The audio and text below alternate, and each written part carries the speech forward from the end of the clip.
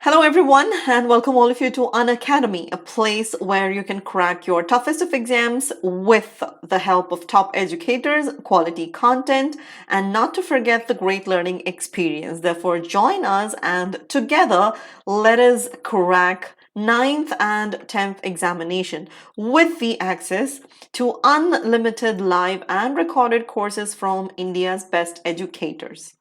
Before I continue with Unacademy, let me introduce myself. I'm Tasneem Ahmed and I have completed my Master's and MPhil in English. I have also been certified in TESOL and I have trained 1,000 plus students and I have 8 years of professional teaching experience. Therefore, be rest assured you are in good hands. Well, today's topic is based on tenses, which we started a few days ago, a couple of days ago, and today we have come to present perfect. We've been learning tenses from past 3 days, and today is the third day, and today we will be learning the third tense. Stay tuned because I will be taking you through the structure of present perfect and also the meaning, the definition, the usage of present perfect in a while.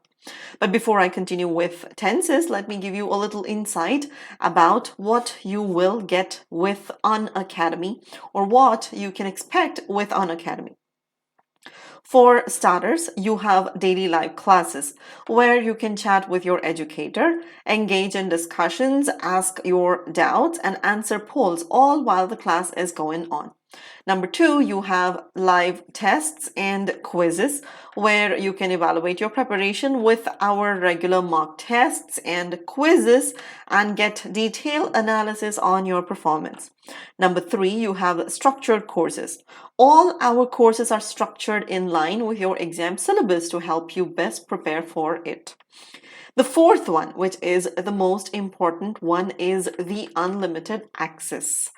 Once you become the subscriber of Unacademy, you get the access to all our live and recorded courses to watch from the comfort of any of your device, anytime you want and for any grade you want. All you have to do is become the subscriber, buy any one of the subscriptions and get the access to free live classes and prepare with top educators and get the comprehensive syllabus for mathematics, social science, Hindi, science, and of course English as well. Well, you guys can also talk to us on Telegram application by downloading the application, typing the link in the URL, and clicking on join. The next step is for you to install the Unacademy learning application on any one of your compatible device. Finally, you will have to buy any one of these subscriptions that you see on the screen. Unacademy offers you subscriptions starting from 1 month to 48 months. You can opt from any one of these subscriptions you desire. Well, the good thing about these subscriptions is as you go higher with the time duration, the discount on each of these subscriptions also go higher. Well, the 1 month subscription comes with no discount at all. But then if you go with a 6-month subscription or a 12-month subscription or a subscription higher than that, it comes with the maximum amount of discount you can imagine. 6-month subscription is available on 33% of discount, whereas 12-month subscription is available on 50% of discount.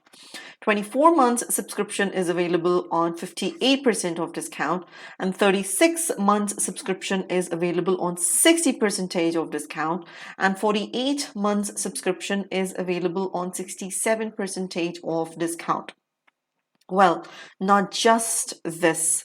In addition to this existing discount, you have additional 10% of discount. That is, when you proceed to pay.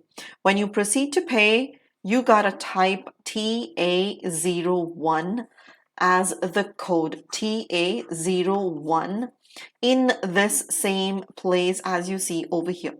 Once you do that, once you type the code TA01, you get additional 10% of discount on the existing discount. That is, for example, let us say if you were to buy the course for 12 months, which is already available on the discounted rate of 50%, which is for 15,000 rupees. And then you proceed to pay and you type the code TA01 and you get additional 10% discount. And as opposed to 15,000, you now will only be paying 13,500 rupees only. And for a month, you will only be paying 1,125 only. So if you are a 9th grader, a 10th grader, 11th grader, or a 12th grader, I recommend you to buy the course for 12 months. Do not go for lesser than 12, and more than that would be too much for you people. Therefore, go with 12 months subscription, which is available on 50% of discount, and with the code, you get additional 10% as well. And start preparing for your examinations today. Having said so much about the subscription, let us proceed to words learning tenses, which we have been learning from past 3 days. Well, let me quickly give you a little recap of what tenses are. Well, tense is nothing but time. Tense is nothing but time. Time of what? Time of the action done. Time of the action done. Well, we have many number of timelines. What is happening now is called as present, and what is already finished is referred to as past, and what is going to happen, what is yet to happen, is considered as future. These are the 3 timelines that we have when it comes to tenses. But these 3 tenses are further divided into 4 more timelines, like simple, and next one is continuous. The next one is perfect, and the 4th one is perfect continuous. So these timelines are further divided into 4 more, as in present is simple present, present continuous, present perfect, and present perfect continuous.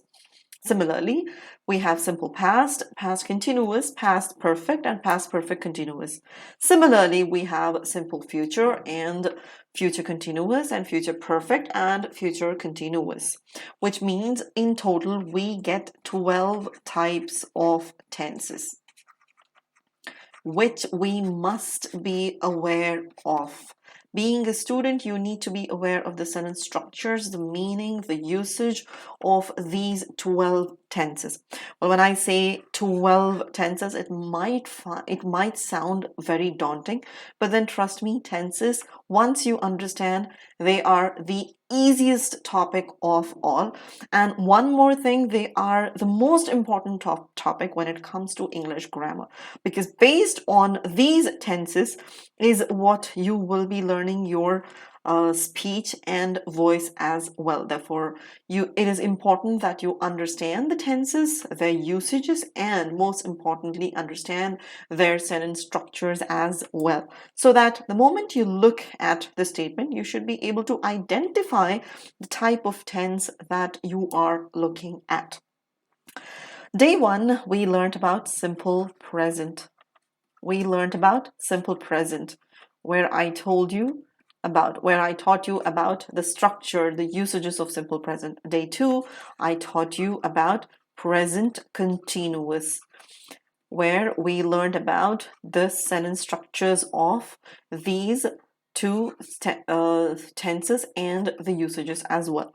And today we will be learning about present perfect. So let us go on, let us move ahead, and let us proceed towards learning present perfect, the usages, and of course the sentence structure, the different usages of present perfect. The very first question that I would be asking, or I need an answer to, is what is present perfect? What is the definition of the tense present perfect? What is present perfect? What denotes present perfect in a statement? Well, the word is right there staring at you. It says perfect, meaning, like I told you, tenses are nothing but the timeline referring to the time of the action being done. we are talking to present perfect, which means we are talking about the action in present, which is perfectly completed. The word is pretty much self-explanatory over here, which means perfectly completed. All right, if you are not able to understand what exactly this means, let me explain you that in detail with the kind of usages. But before I proceed with all those, let me give you the sentence structure of present perfect. All I want you to do is to understand that present perfect means the verb in the present perfect shows that the action is perfectly completed. It is completed or finished.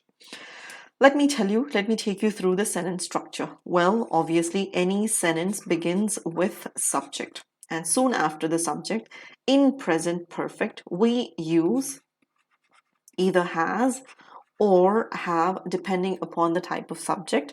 And then we use past participle. We use past participle. We do not use any other kind of main verb. We use the auxiliary or the helping verb has or have, and then past participle, depending upon the subject types. Well, when I say subject types, what do I mean? How many types of subjects do we have? I have mentioned about the subject types in simple present video as well, and also in present continuous as well, and I am going to do it again today as well. Well, let me take you through the types of subjects we have. We have 3 types of subjects. Number 1 being first person. Number 2 being second person. Number 3 being third person.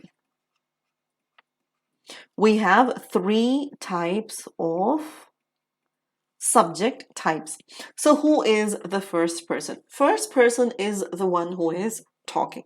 Like, for example, in our scenario, I am the one who is talking. You are the one who is listening. Therefore, I become the first person and you become the second person. Now, supposing if we are talking about somebody else who is not present in the situation, that person becomes the third person. And we refer to first person with certain types of pronouns, second person with certain types of pronouns, and third person with certain types of pronouns. What are the pronouns is the question. For first person, singular, we use I, and for plural, we use we. For second person, we use you, both in singular and in plural. For third person, in singular, we use he, she, or it, and in plural we use they. We also use the names of people and things as well, but they are mostly singular or plural, but then they are third person. Now, supposing if I say Emily, here Emily is a third person singular. Supposing if I say Emily and Ben, here Emily and Ben together, they become plural. So here again, Emily is singular, but then Emily and Ben are plural, but singular and third person subjects. Similarly, if I say the bag, or if I say the pen, or if I say the package. If I say pens, it becomes plural. If I say pen, it becomes singular. Again, all these are third person singular. Third person singular and plural subjects, depending upon how. The pronouns of these subjects are he, she, it, and they. Now let us proceed towards learning the types of verbs we have, or the verb. Well, what is a verb? It's the simplest form of part of speech or word class that we have. Verb is the word that denotes the action in a statement. And we have 2 types of verbs. Number 1, we have main verbs. And number 2, we have be verbs, or we can also call them as auxiliaries. Auxiliaries. Now, what are these? What are main verbs? Main verbs are those like, let us say, run, talk, walk, swim, drive, eat, think, or kept, cut, left, heard, put. All these are referred to as main verbs.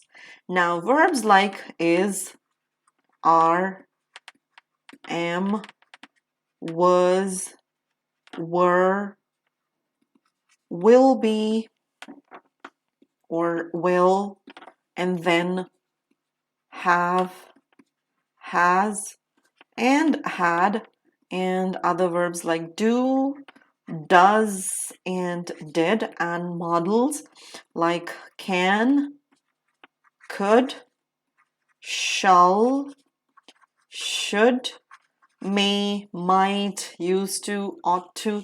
All these are our models, and all these verbs are referred to as auxiliaries, or you also call them as helping verbs. Now the function of helping verbs is to connect the main verb with the subject.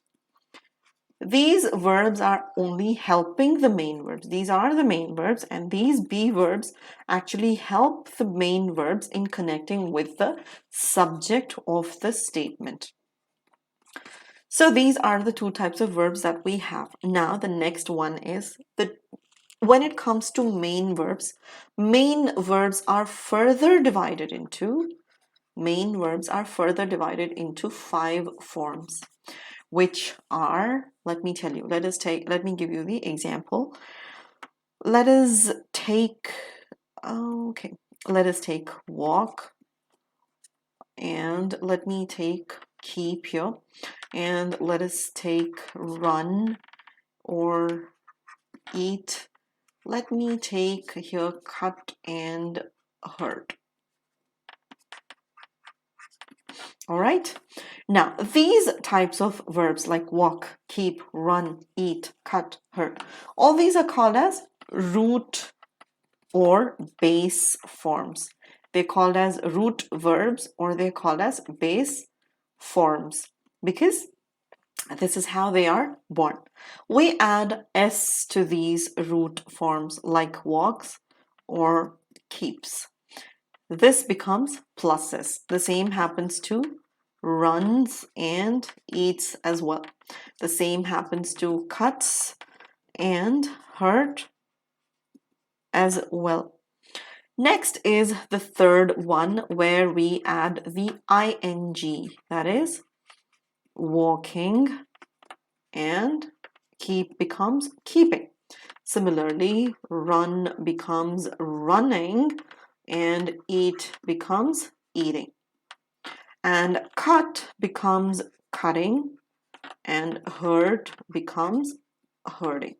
So you have the ing forms. The next one is the past tense, where you convert the present into past, and the past tense of walk is walked, and the past tense of keep is kept, and the past tense of run is ran, and the past tense of eat is ate. The past tense of cut and hurt is cut, and hurt is hurt. Keep this in your mind. It is not hurted or it is not cutted. It is not. It is in fact cut, and it is hurt. It has no past form whatsoever. Okay, I'm not sure why I'm not able to erase it. All right, now the next one is past participle. The past participle. The past participle is the fifth form of the verb, which is past participle of walk is walked, and kept is kept. And the past participle of run is run, and eat is eaten. And the past participle of cut is cut, and the past participle of hurt is hurt. That is correct. I'm not mistaken over here. The past tense and the past participle are same over here. They do not change. They are pretty much same. All right, now let me take you through these once again. The first form is called as root verb. The second is plus S. The third is called the ing verb, or it is also called as present participle. Well, it is called as participle because when a verb functions like an adjective, when a verb functions like an adjective, we call it as a participle. In ing form, it is referred to as present participle. In past tense form, we call it as past participle. And the fifth form is what we refer to as past participle. The past participle of walk is walked and keep is kept. Run is run, and then eaten and cut and heard. Now comes the next question. Here, if you take a look at walk and keep, the past tense and the past participles are similar. But when you take a look at these verbs, run, eat, and also cut and heard, they are pretty different. Now, let us focus on walked and kept. Walked, walked, kept, kept. They are similar. Now here, ran and then run, ate and eaten. Here, no change at all anywhere. Present or past participle. So when you have similar past tense, and similar past participle, you call them as regular verbs. And when you have different past tense and different past participles, you call them as irregular. Well, these verbs which do not change at all in any form, they also come under irregular forms. So these are the types of verbs, and you being a student, it is important that you be aware of these changes and these formations, because it is important for you to use the right type of verb in your tenses or in subject and verb conjugation. Therefore, be aware of these forms. That is one of the reasons why I'm repeating these in every single video, because you know what happens when you take a look at it repeatedly, it kind of gets imprinted in your subconscious mind and you do not forget it. That is another reason that I am doing it repeatedly, despite I have done this in my previous video as well. You might find it boring, but then trust me, if you focus a little more, you are going to remember this forever and definitely going to be thankful that I am doing this repeatedly. Having said that, let us proceed towards the next one, which is the sentence structure of present perfect. Now, what did I tell you the meaning of present perfect is? When we say present perfect, we are referring to the action which is perfectly completed. So we have subject here. The sentence structure is subject, and then soon after the subject, we take either has or have, depending upon the type of subject, and then we have the main verb, which is past participle. This is important.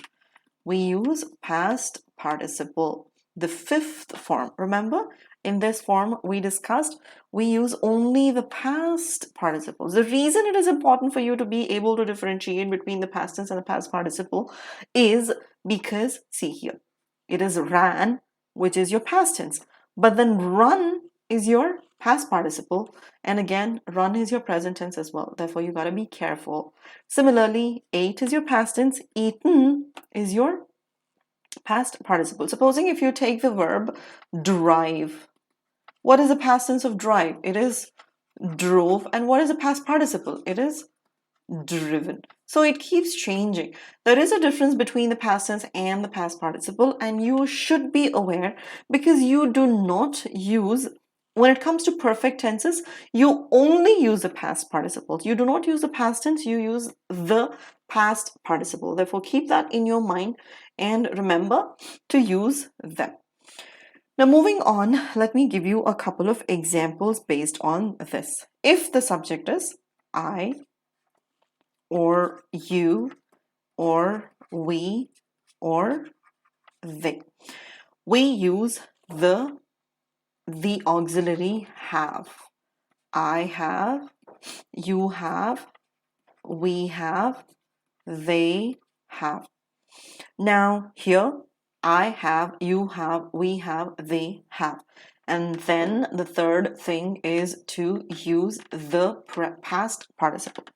Let us take the past participles of, let us say, run, or let us say swim and drive, because these are pretty different. That is the reason I'm going to take these. The past participle of run, past tense is ran. The past participle is run. Swim, the past tense is swam. Past participle is swum. Drive, the past tense is drove. And the past participle is driven. So let us focus on these. Let us conjugate the verbs or the subject and verb with these tenses. So I have run a marathon. Marathon. I have run a marathon. You have run a marathon. I hope you know what is a marathon. Marathon is a race, but then you do not sprint over this. Sprint is when you run super fast, which is short. The distance is short, but then you run super fast. But marathon is, distance is pretty, like you run for like 10 kilometers or 20 kilometers, but then you run really slow. So that is marathon. So again, we have run a marathon, or they have run a marathon. Let us take these examples. Or supposing if I say I have swum across the sea, or I have driven him across the house. So here, let us focus on the meaning of these. What did I say the meaning of present perfect is? When the action is perfectly completed, right? If that is correct, let us analyze. I have run a marathon. When you say I have run a marathon, what I'm saying is I have finished. It doesn't say I started. It doesn't say that I do it every day. It doesn't say that it is going on at the moment, but it says it is completed. He was doing it. Now he's saying that I have run a marathon, but then he is referring to something he has completed. Similarly, you have run a marathon also refers to the same thing. We have run a marathon also refers to the same thing. And I have run a marathon also refers to the same thing.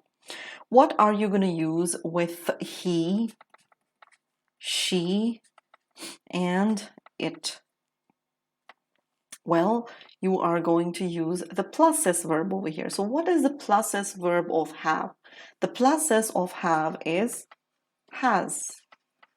He has, she has. Remember, when we use he, she, and it, we always use the plus S verb in present tense. All right, I forgot to tell this. In present tense only. In present tense only, and in past tense when you are referring to was. That's it. Only in past tense when you're referring to was, that is in continuous tense alone. Otherwise, no. Plus S rule applies only in present tense. Keep that in your mind. Only in present tense. And we learned simple present, we learned present continuous, and we are now learning present perfect. So the plus S form of present perfect or have is has. Therefore, he has, she has, it has run a marathon. Run a marathon. Or she has eaten too much. Or it has swum across the sea.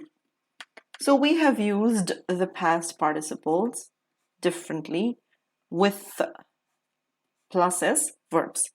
Now let us move on and let us learn the negative forms of these verbs. What is the negative structure?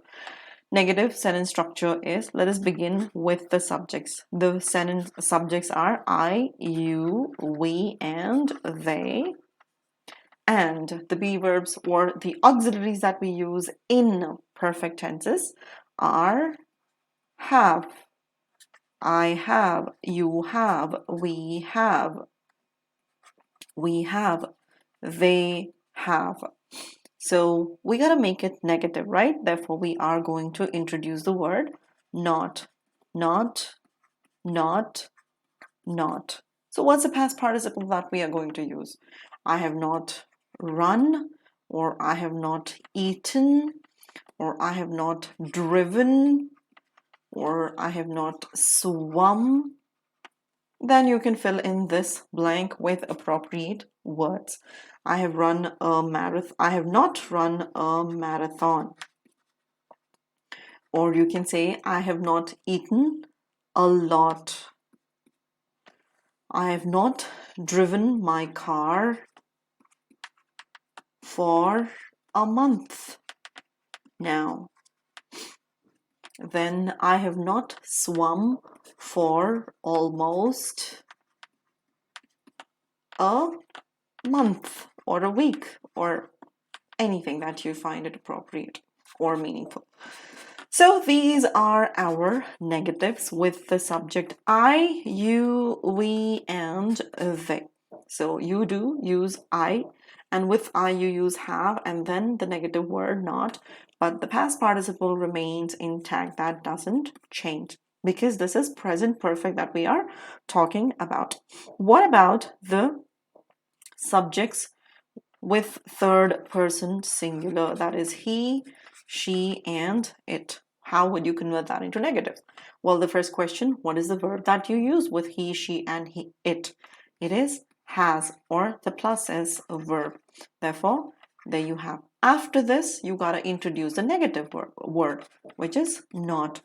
She has not. Then you introduce your past participle, which is run or eaten or let us say swum,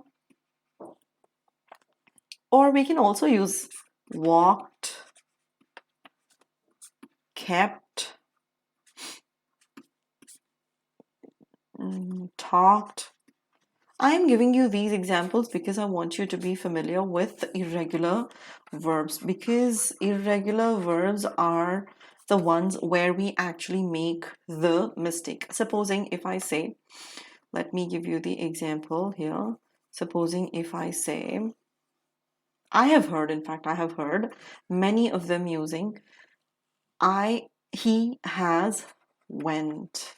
Many of them say he has went, which is not correct. It is incorrect because this is your past tense. This is your past tense. So what are you supposed to use over here? You are supposed to use past participle. I have seen many of them saying or using this usage, stating I have went or he has went. I have very rarely or very few people use gone over here. The right usage is gone and not is gone. Like I told you, past participle is what you use next to has. See, one thing I want you to remember when you see has or have, the moment you see has or have. See, most of the times you will be asked questions in your examinations. They might give you a blank. They might give you like this. They might say he has dash blah blah blah, or she has dash blah blah blah, or I have dash blah blah blah. Supposing if they have given a statement of this sort, immediately it should click. That light should, light up in your head, that bulb, because you have over here, has over here. Therefore, the next main verb should be your past participle. Immediately you should go with your past participle, like I have gone, or I have gone, or eaten, or swum. Past participles are the ones that you have to use over here. This is important for you to understand. If you end up writing went, well, you have lost your mark. You've definitely lost your mark. You cannot use went. You cannot use ate. You cannot use swam. Nope, these are wrong usages. These are wrong usages, and you will get 0 if you end up writing past tense. That is why I'm reiterating, use past participle. It is important. It is important for you to know the difference between regular and irregular verbs. What are regular verbs? When you have same past tense and same past participle. Walked, walked, talked, talked, kept, kept, left, left, thought, thought. All these have similar past tense and past participle. That's why they are regular verbs. Irregular verbs are like eat, swim, run, begin. What is the past tense of begin? Began. And what about the past participle? Past participle is begun. The past participle is begun. Similarly, what is the past participle of one second, let me erase all this. Yeah, all right. Become. Become is your present tense. The past tense is became, and the past participle is become again. So these things you gotta be aware of, because you have to make sure that you use only past participle next to has or have. It is important, it is imperative that you be aware of irregular verbs, because you gotta use the right kind of verb and not end up writing the past tense. All right, so these are, yeah, what were we discussing about? I totally lost track of it. Okay, we were discussing about the negative usage. So okay, he has begun. Let me use this. He has begun his test. Okay, she has become fat. It has started. It has started eating. So okay, we were talking about negatives, right? So you introduce your not here. She has not. He has not begun his test. She has not become fat. It has not started eating. So these are our sentence structures. Remember the sentence structure and trust me, you will not forget. Sentence structure is subject, has not with the subjects he, she, and it, then past participle with negatives. How about the questions? How do you frame your yes or no questions? What are yes or no questions? I've been telling you this so many number of times. Yes or no questions are those questions which require the answer as either yes or no. Now, we are framing the yes or no questions of present perfect, right? Present perfect. So what do we use in present perfect? We use have or has. So let us see how can we use these words in our statement. What did we use over here in earlier? I have run a marathon, right? This is what we used as our example earlier. I have run a marathon. You have to convert this into a question, yes or no question. All you're going to do is bring this have over here to the initial stage and make it as have I run a marathon? Have I run a marathon? And do not forget to put your question mark. Similarly, the next subject is we and you and they. All you are going to do is put the subject, sorry, the be verb, the auxiliary at the beginning when you are framing your yes or no questions. Have I run a marathon? Have we started already? Or have you begun your test? Or have they swum in last week? So these are our yes or no questions with I, we, you, and they. Now, if we have he, she, and it, what are we going to do? What is the verb that we are going to use with he, she, and it? We are going to use the plus S verb, right? Again, how would you frame your yes or no question? We are actually learning yes or no questions, aren't we? So how are you going to frame your yes or no question? We are going to frame our yes or no question by beginning the statement with the auxiliary. And what auxiliary are we going to use in present perfect? We are going to use has. So we begin with has he, has she, has it. And here you will have to bring in your past participle. So has he run a marathon? Has he run a marathon? Do not forget to put the question mark. Or has she run a marathon? And has it run a marathon? So you have your sentence structure, past participle over here. You can also use run, or you can also mention it as other past participles like slept, kept, cut, or put, or other verbs like driven.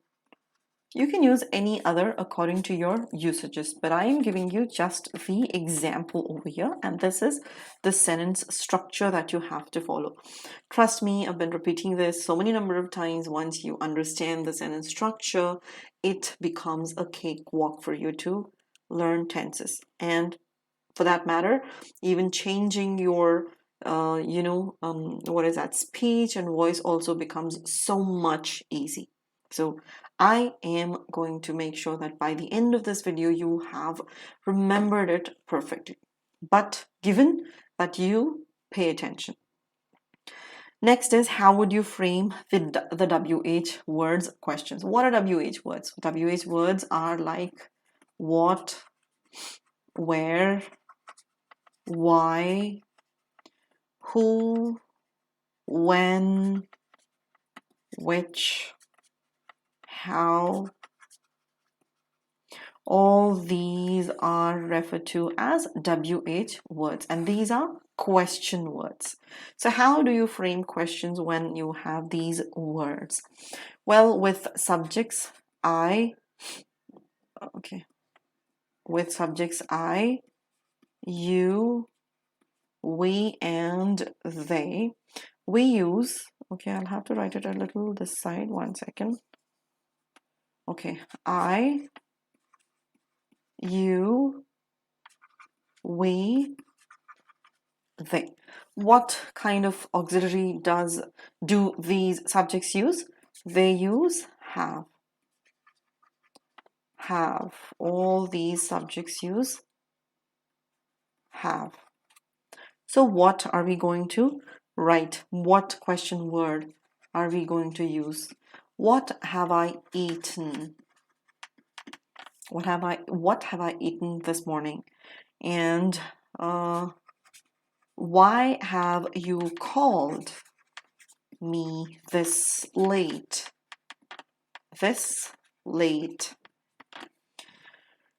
Where have we kept those files?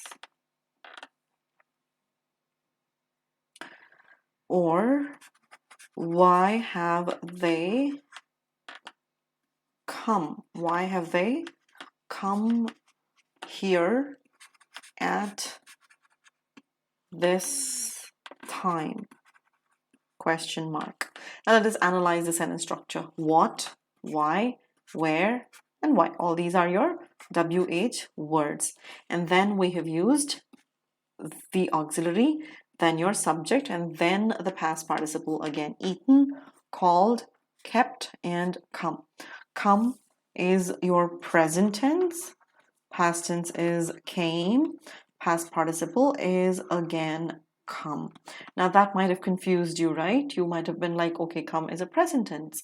Of course, yes, it is present tense, but then it is also past participle. That is why I say learn your verbs, learn the irregular forms, learn the past tense and the past participles as well. So the sentence structure is WH word, then the auxiliary, which is either have with these subjects, and after have the subject and the past participle with a question mark. How about the third person singular subjects? What are those subjects? He, she, and it. Or let us say the package. Let us use a package. When you replace the noun package with a pronoun, you obviously use it. So let us take a package over here. So WH words. Let us say what. And the auxiliary that you are going to use in perfect tenses with he is has. What has he done? What has he done? And why has she called this late? Question mark. When has the package arrived? So question mark. So there you have your WH word, your auxiliary, which is has, and then your subjects, third person singular subjects, and your past participle, done, called, and arrived.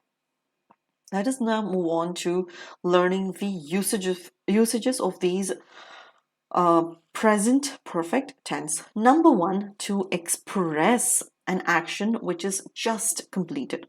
For example, if I say, you have just, well, remember, because we are referring to the actions which are completed only now, which have just completed, for those actions, it kind of becomes necessary that you do use the word just to refer that the actions are completed only a couple of minutes ago or seconds ago. You have just finished your lunch. You have just finished your lunch, right? Or you can also say, I have, excuse me, I have just had my dinner. Referring to an action which we have completed just now, a few minutes ago or a few seconds ago. Or you can also say, we have just entered the house. We have just entered the house. Similarly, with the subject they have just announced the winners. Announced the winners. You have just finished your lunch. I have just had my dinner. We have just entered the house. They have just announced the winners. So number one, present perfect is used to express an action which is where you have just completed any particular action with the inclusion of the word just to imply that you've completed the action only a few seconds or a few minutes ago. So you have just finished your lunch. Well, obviously, this you can use it in scenarios where somebody offers you something to eat and you're like, oh no, I'm so full. You have just finished your lunch. Or like, I have just had my dinner. That situation. We have just entered the house. Let us say somebody asks you to do something and you get a call and you're like, did you find the book? Did you look for it? Then you're like, chill, relax. I have just entered the house. Let me relax a bit. Let me settle down. I'll look for it later.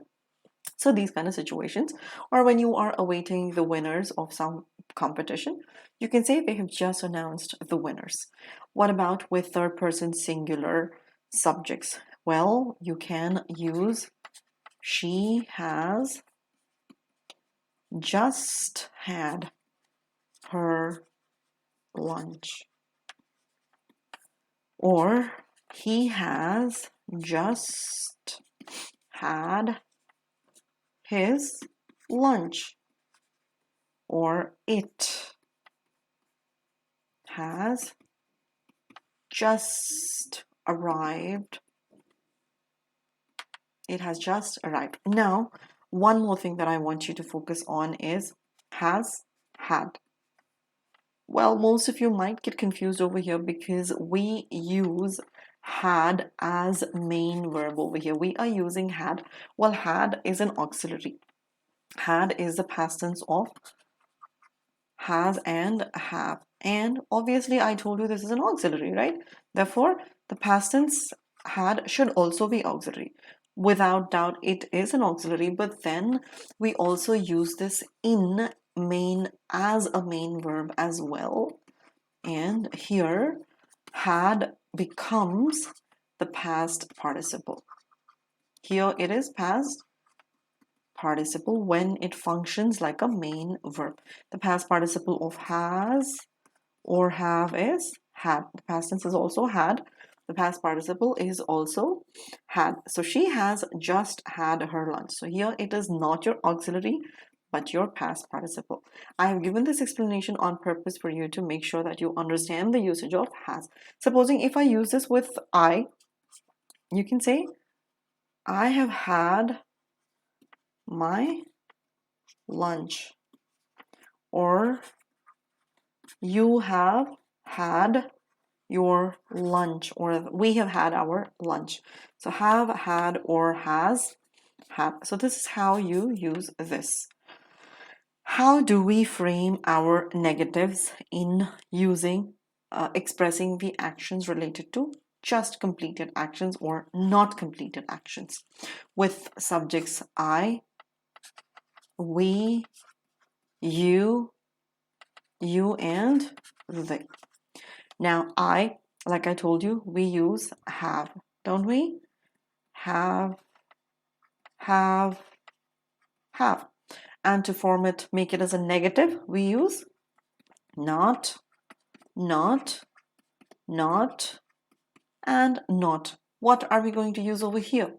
We are going to use the past participle. And to make it as a meaningful statement, we are, let us say, we use the word, I have not finished my lunch. In our positive statements, we used the word just, didn't we? To negate this, can we use the word yet? Does it make sense? I have not yet finished my lunch. I have just finished my lunch. It says just finished actions, right? To negate the same thing, let us use yet over here. I have not yet finished my lunch because it is a negative thought that we are expressing. Similarly, we have not yet entered the house. Similarly, you have not yet had, okay, yet had your dinner. Next is, they have not yet announced the winners. So this is with I, we, you, and they. Usage of not. Sentence structure is subject.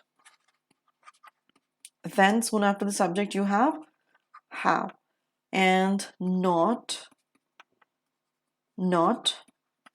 then past participle. What about he and she and it? Well, he has not. She has not. It has not. So she has not yet had her lunch, or sorry, he has not yet had his lunch. Okay, his lunch. She has not yet had her lunch, or it has not slept yet. Makes complete sense. So it has not, she has not. So we have used proper structure over here. So sentence structure is subject, have or has, introduce a negative word, and then use the past participle, and you are perfectly correct there. Now let us move on to using the yes or no questions. What did I say? How do you frame your yes or no questions? Or what are our yes or no questions?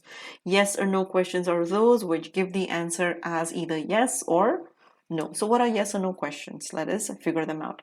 With subjects I, we, you, and they. And here the subjects are he, she, and it.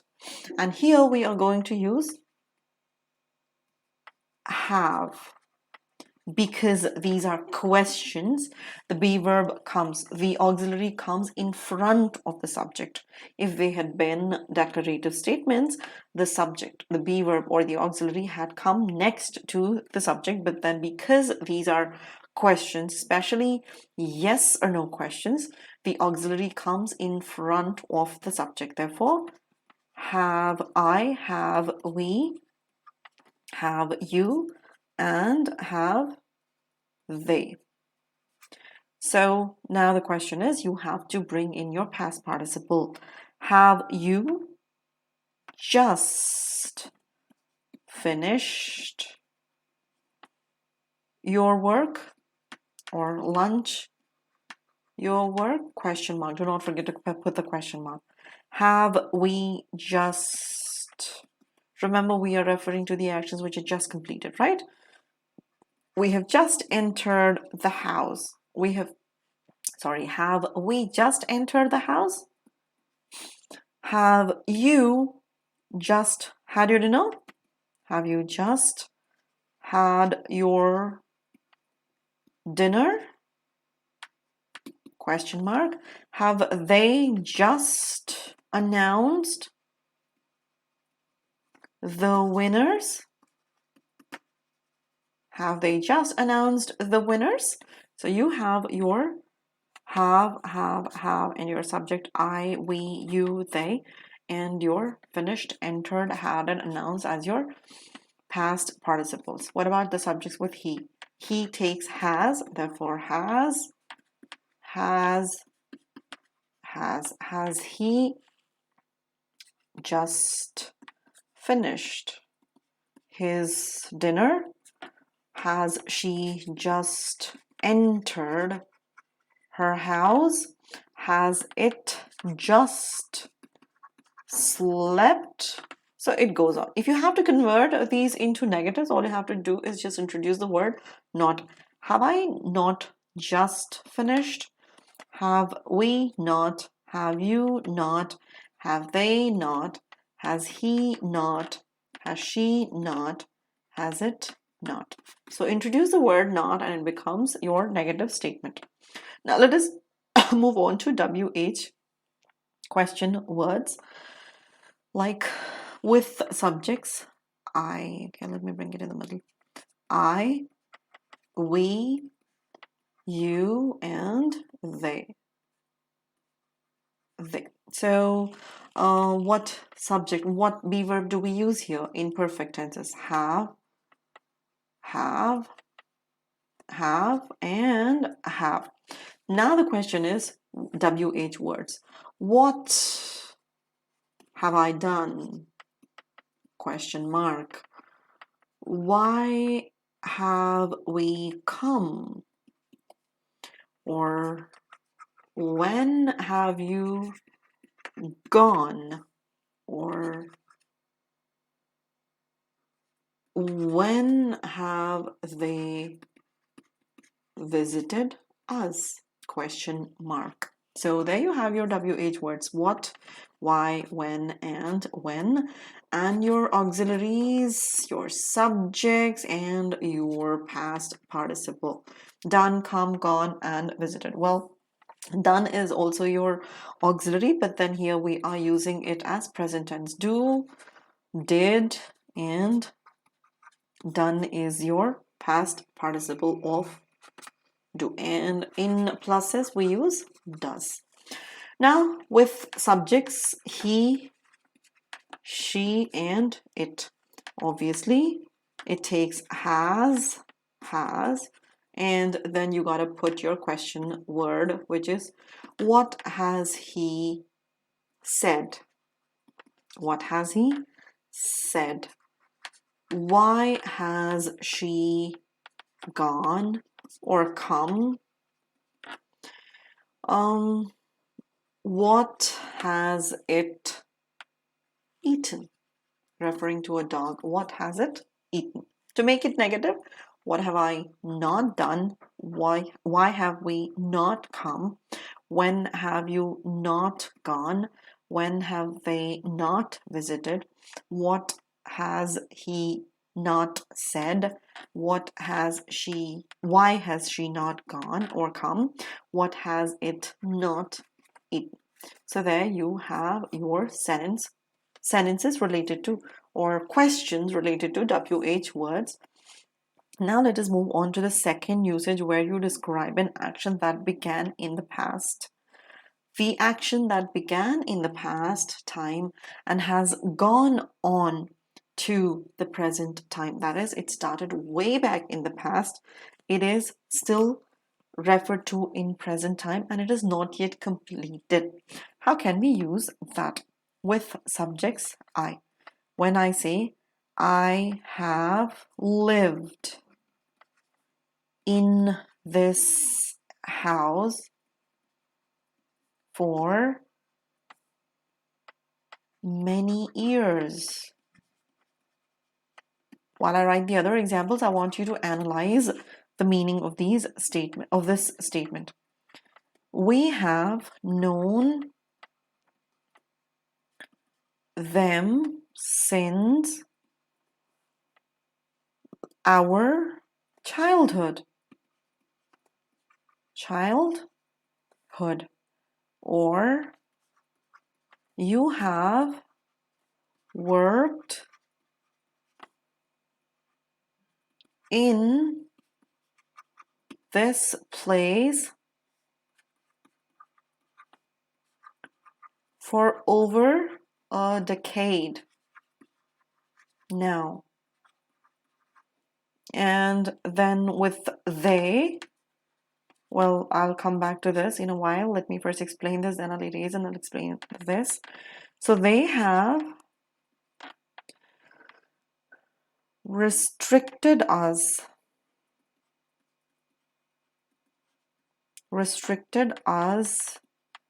all our lives. Focus on the meaning of the statement. Okay, let us analyze if the explanation or if this usage holds right. What did I say the explanation is? To describe an action that began in the past time and has gone on to the present time. Isn't it? No. Now, let us take the first example, which is, I have lived in this house for many years. Let me first talk about the sentence structure. Do you have the subject? Do you have the auxiliary have? And do you have the past participle? Yes, of course you do. So the sentence structure is perfectly right. Now the meaning. I have lived in this house for many years. I have lived in this house for many years. When you analyze the statement, when did I start living in this house? Many years ago. Many years ago, because it obviously says many years. So let us put a number there. Let us assume 5 years. Okay, we'll say 5 years. So it says, I have lived in this house for many years. That is, I started living in this house 5 years ago, right? Now, does it say anywhere that she's done and she is out of that house? Nothing implies that. So this says that I have lived in this house for many years and I have no intention of vacating this house for another few more years. So this means that the past, which started 5 years ago, past is included here, past is combined, the action started in the past, have lived, which has come to present, and you're still living over here, right?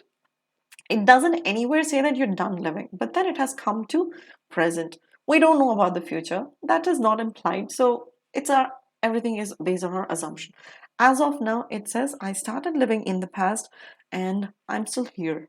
So I have lived in this house for many years. So it is referring the past and present.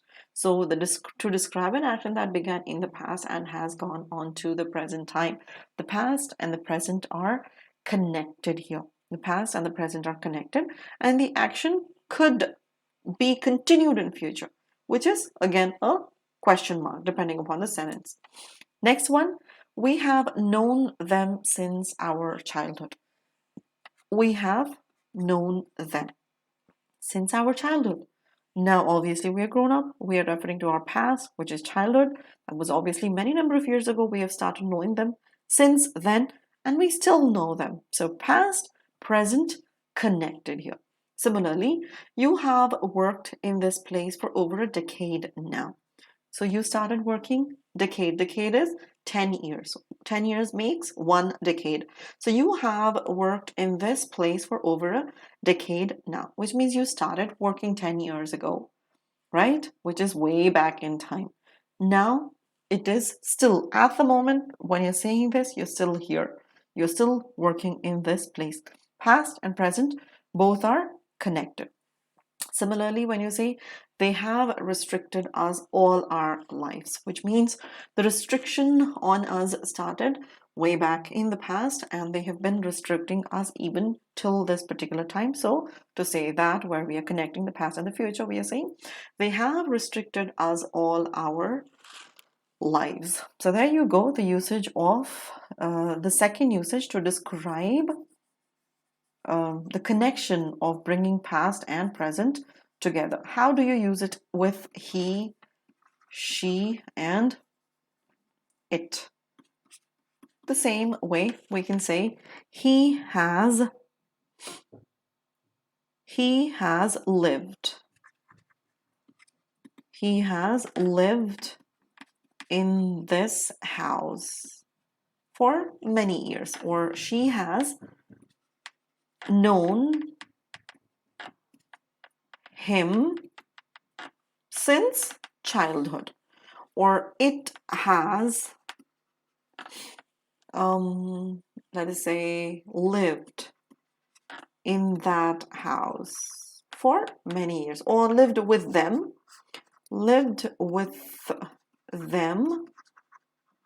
for many years. So that is how you frame your sentences, and this is how you use it when you are describing an action that began in the past time and has gone on to the present time, where past and present are connected. Let us see how can we convert these similar statements in negative usage. Use the sentence I, or begin with I, we, you, and they. Soon after that, bring in your auxiliary, which is have, because the subject is you, right? And because we are talking about the negative terms sentences, you bring in your not as well. What is the next thing that we are supposed to do? I have not. You are supposed to bring in your past participle. So I have not lived here I have not lived here at all. Let us say at all. I have not lived here at all. Or we have not known them at all. You have not worked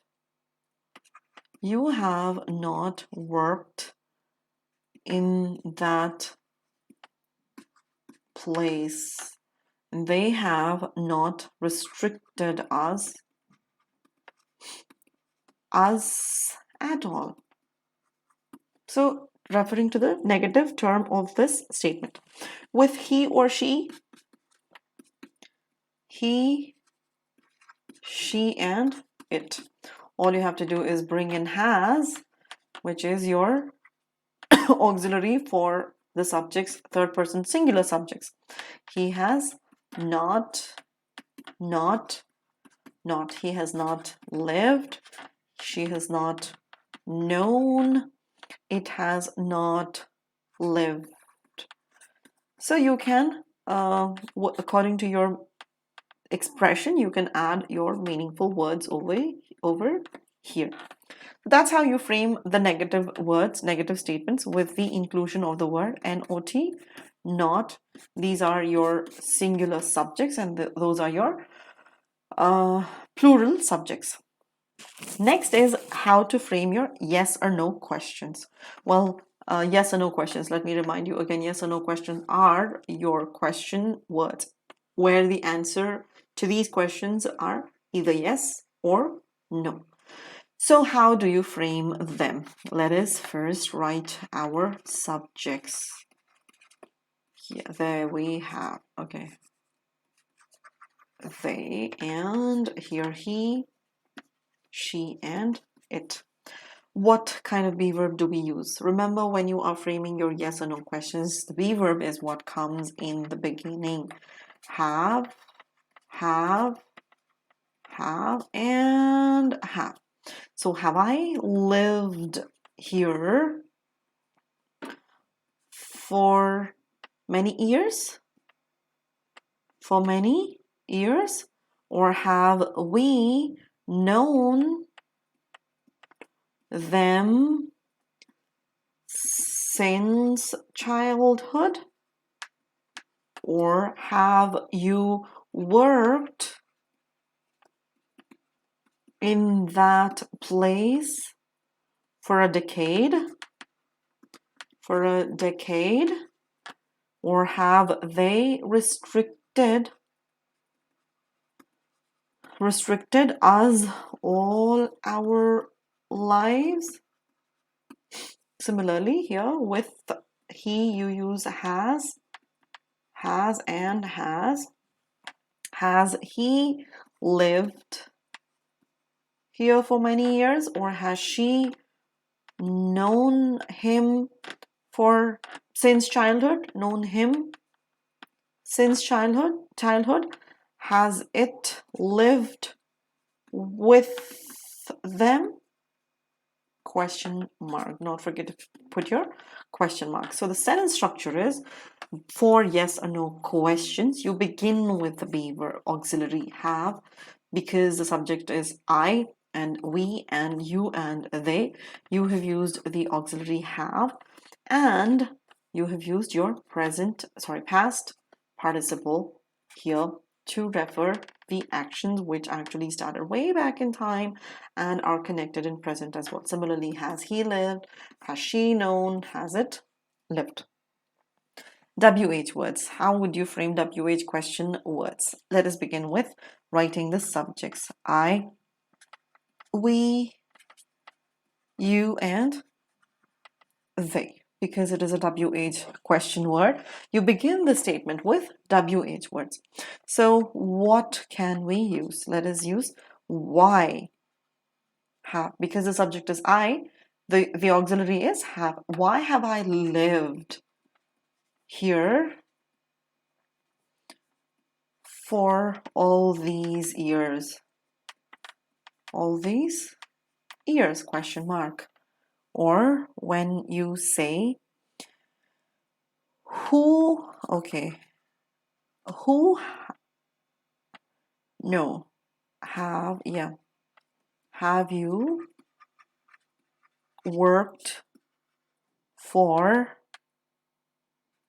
in that, okay, who have you worked for since 2013? Who have you worked for? Next is with we. Who have we known since our childhood? Since our childhood. Who have we known?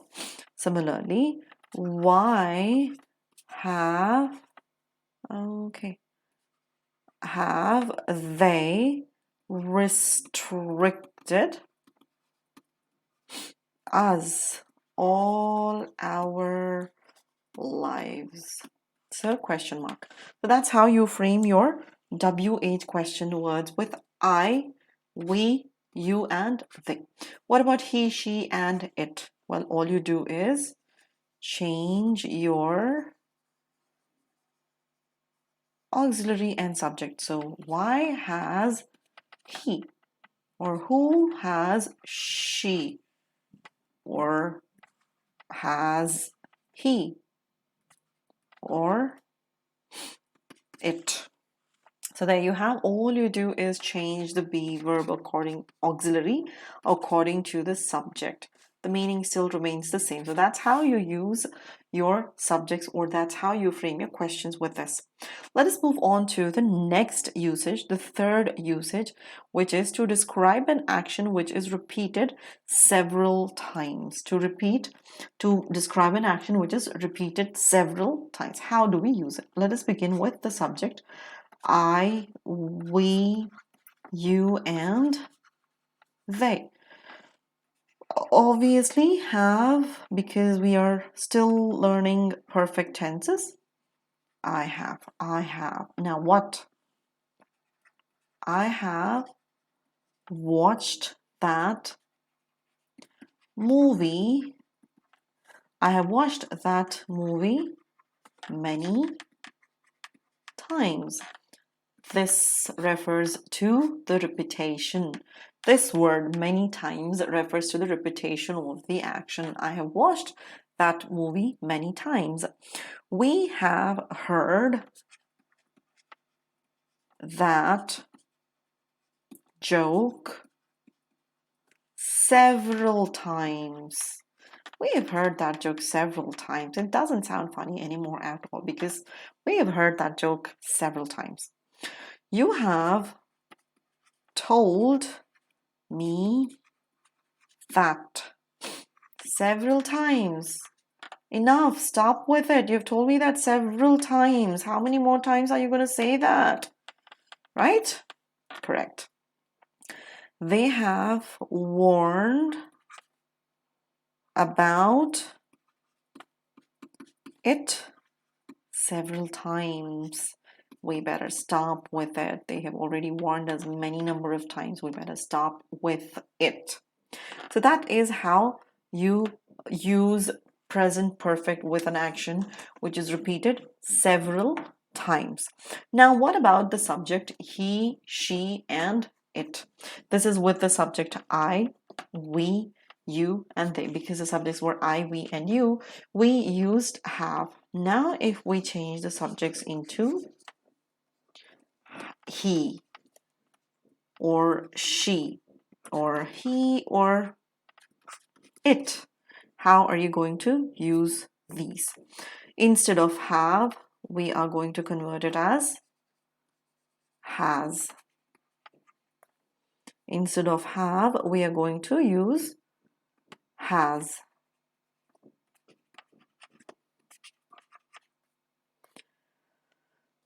Okay, so he has watched that movie many times. She has heard that joke several times. He has told me that several times. It has warned about it several. Warned about. Okay, it or that makes same sense.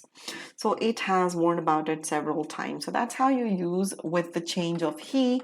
You change the subject the verb accordingly, because this is third person singular. Again, plus S formula applies only in present tenses, all the present tenses, not in past tense, not in future tense. All right, now let us go and learn how to frame the negatives. The negatives with the word, with the subject I, we, you, and they.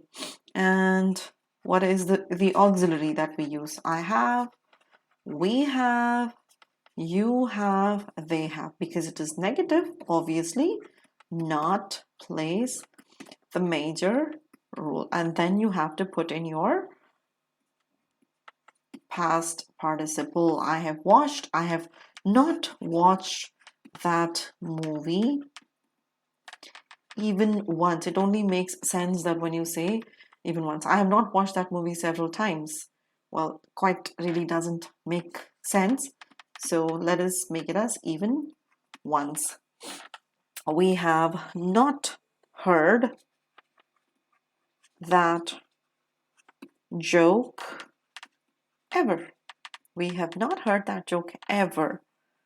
Or you have never. Okay. You have not. Sorry. You have not told me about that ever. Similarly, they have not ever warned about it. So there you have your negatives with the subject I, we, you, and they. I have not watched that movie even once. We have not heard that joke ever. You have not told me about that ever. They have not ever warned about it. Your subject, your auxiliary, and then your past participle. What about he, she, and it? Well, all you have to do is change the right auxiliary to make it a meaningful statement. He has not watched that movie even once. She has not heard that joke ever. Or he has not told me about that ever. Or it has not ever warned about that. So there you have your negatives with these and these subjects. Now let us go on and see how to frame our questions. Let us first write the subjects. I, you, we, and they. Remember, what did I tell you? How to frame your yes or no questions? Yes or no questions take the auxiliary at the beginning. So we have, and have. Have I watched that movie ever? You can also say, have I watched that movie several times? Okay, let us say several times. Several times. Similarly, have you told me that? Have you told me that so many number of times? So many number of times? Question mark. Do not forget about that. Have we heard that joke before? And have they warned about it ever? So there you have your yes or no questions. What are the answers for these questions? Have I watched that movie several times? Yes, you have. No, you haven't. Have you told me that so many number of times? Yes, I have. No, you haven't. Have we heard that joke before? Yes, we have. No, we haven't. Have they warned about it ever? Yes, of course. No, they haven't. Because the subject is I, you, we, and they, we have used have. Supposing if the subject had been he, she, and it, what would you do? The verb that you use would be he, she, it, and let us say he. The subject, the auxiliary that you use would be has. Has he watched that movie several times? Has she told me that so many number of times? So many number of times. Has it heard that joke before? Has he warned about it before? So has he, has she, has it. To make these questions negative, all you have to do is hasn't he, has not she, has not it, has not he. The same goes with subjects I and we and you as well. Have I not, or haven't I, when you are clubbing it. So there you go, your yes or no questions. Now let us move on to your WH questions. But here, I don't think so we can use words like what, why, or where, or who, or when. Because we are talking about several number of times, I think we can only use how many. How many times? How many times have you watched that movie? Or how many times have I told you not to do that? Or how many times have we heard that joke? Question mark. So have you. So this is what I think is sounds meaningful when it comes to WH word, because we are talking about the repetition or number of times. With subjects he and she or it, you use has.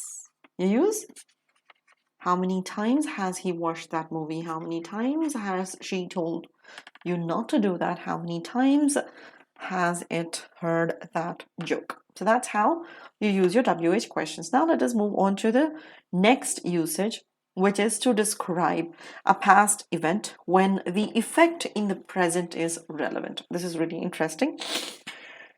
This is about mentioning about the action where the result is relevant in present tense as well. Supposing if I say, I have hurt myself. So what is the relevance right now? I have hurt myself. You can see subject, auxiliary, and past participle, right? What is the relevance right now? The relevance right now it is paining. I have hurt myself. I hurt it like a little while ago. So obviously it is a completed action. So now it is paining. Now it is paining. The result is showing up now. Similarly, we say, you have given her a warning. You have given her a warning. Therefore, the result now is, now she is aware of your warning and she will not repeat whatever she has or he has done. So that's the result. The result is still effective. Similarly, we have informed the school about the delay or being absent. Therefore, the school is aware. The school is aware. The result now is the school is aware because we have informed it already. Now the school is pretty much aware of it. Similarly, if you say, they have told us about the absence. They have told us about the absence. So here again, they are aware. Present result is they are aware. They know about the absence because they have already been told. Sentence structure is subject, auxiliary, and your past participle. Subject, auxiliary, past participle. Because the subject is I, you, we, and they, we have used have. Supposing if the subject had been he, then you would have used the verb has like this. He has hurt himself. Therefore, now the result is it's paining. Or she has given her a warning. Therefore, she is not going to repeat it. Similarly, he has informed the school about the delay. So the school is aware of it. Similarly, she has told us about the absence. Therefore, we are aware of it. That's how you change your auxiliary verb or the verb based on your subject. And this is how you express an action or describe a past event when the effect is in present tense as well. How do we frame the negatives of these sentences? I, you, we, and they. What is the auxiliary we use? Have. And the negative word is not, and not. So I have hurt myself. I've hurt myself. I have not hurt myself. Sorry. I have not hurt myself. Therefore, I have no pain right now. You have not given her any warning. Any warning. That is why she is still behaving the way she is behaving. If you had given her a warning, probably she wouldn't have done these things. She probably would have changed her way or behavior or her attitude. We have not informed the school. Therefore, the school wouldn't be aware of it. They have not told us about the delay, and hence we don't know why the package is late or why the package hasn't arrived yet, because I have no information regarding the delay. They have not told us anything about the delay. So have not, and for subjects like he, she, you use have. Sorry, has.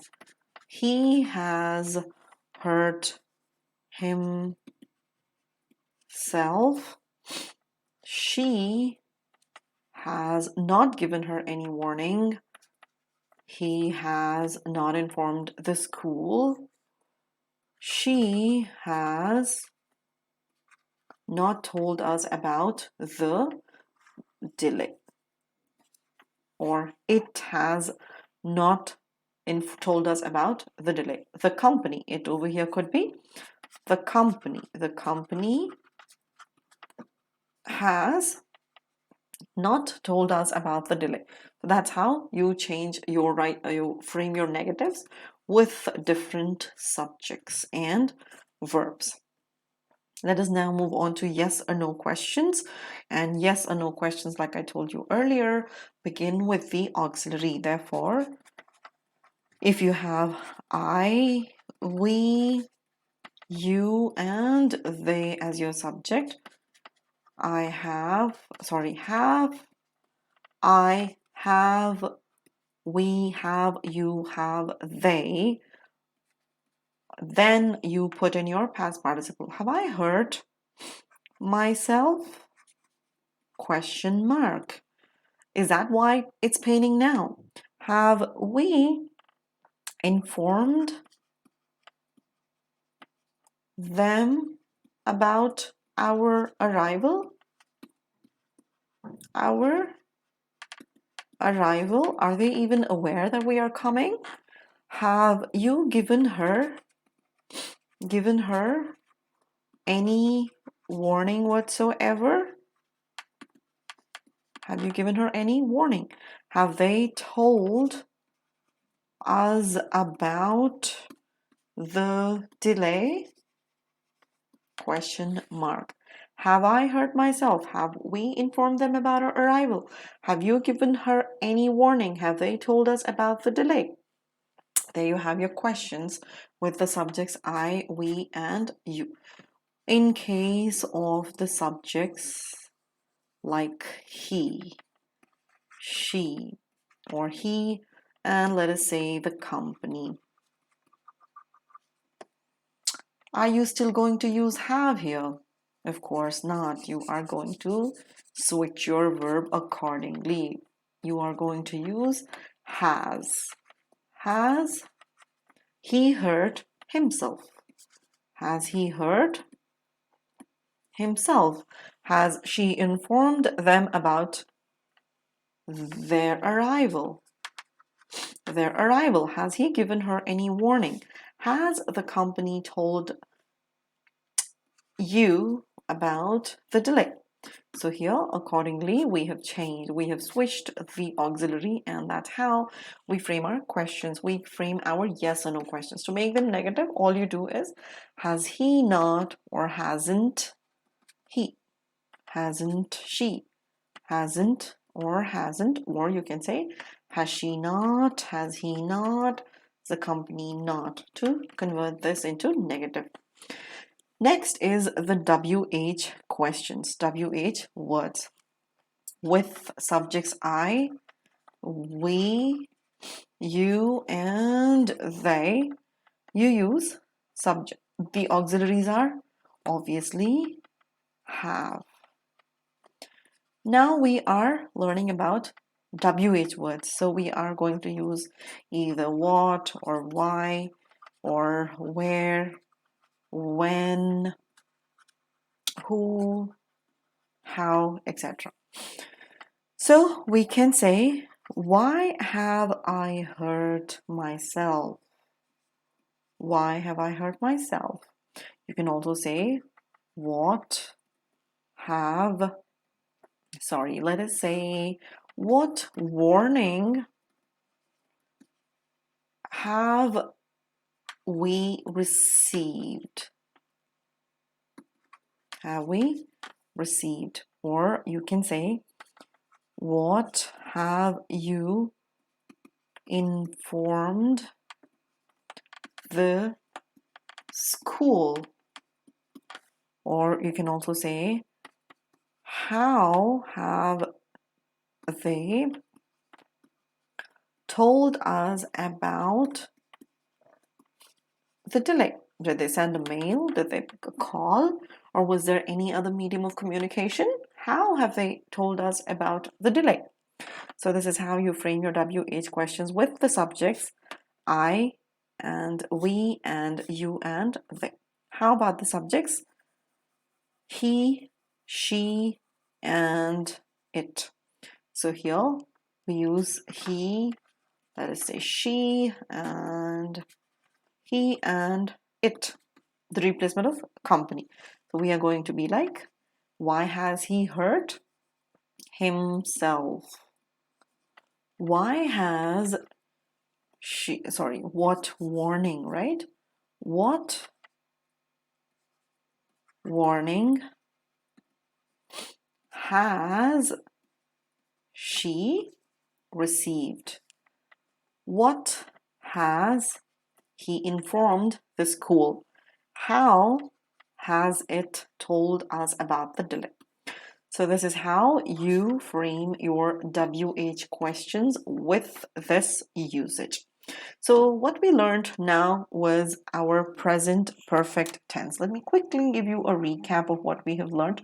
I know this is a pretty lengthy session, but then I couldn't have divided it into 2 videos because I wanted to cover the entire topic and I wanted to take you through each and every concept, because tenses, like I told you, are very important concepts and you cannot ignore them. Just because it's a pretty lengthy video doesn't mean that you will have to be negligent. Like I told you, tenses are really, really, really, really important. When it comes to learning, your excelling or mastering your grammar, master your tenses, and rest everything will fall in place. We learned about present perfect. The sentence structure of present perfect is subject and has or have, depending upon the type of subject that you use, and then comes the past participle. Remember this, and the meaning or the definition of this is you use present perfect to mention or talk about the actions which are perfectly completed or which are finished just a little while ago. In present, right now, they are at the moment. When I am expressing the action at the moment, they are completed. They are not still, they're not pending, they're not in progress, or they are not in continuation. They are perfectly completed. Refer to these sentence structures and trust me and practice it, and you will see the difference yourself. So that is all for today. Thank you very much for watching, and do not forget to leave your comments below. Do not forget to subscribe, and do not forget to hit that bell icon if you haven't already. The most important thing of all is to take the advantage of the code TA01, which gives you 10% of extra discount on the existing discounts that we already have on the subscriptions. Therefore, let us crack CBSE 9th and 10th examination with Unacademy subscription, where you can take total advantage of the discounts available. Take that 12 months course. I recommend you 12 months course. Take that 12 months course and use the code TA01 and make sure you are using that extra 10% of discount. Well, one more thing, join our Telegram group for latest updates on our upcoming videos. Well, that is all for today. I think I have taken too much of your time already. Let me not proceed any further. Well, until I meet again for our next video, thank you and meet you again soon. Bye-bye.